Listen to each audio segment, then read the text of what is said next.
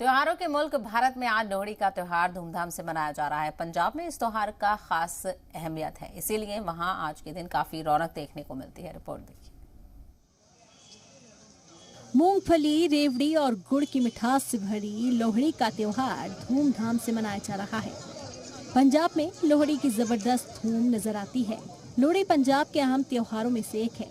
शायद इसी वजह से रियासत में चल रही कांग्रेस की भारत जोड़ो यात्रा रोक दी गई।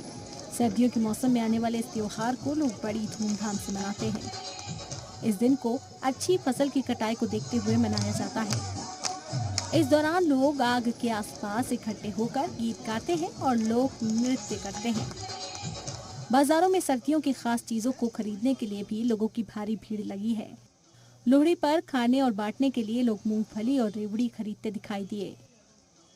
एक ही दिन बाद आने वाले पतंगों के त्योहार मकर संक्रांति के लिए भी बाजार सजे हैं। दुकानों पर रंग बिरंगे पतंगों और रंगोली के रंगों का नजारा देखते बन रहा है।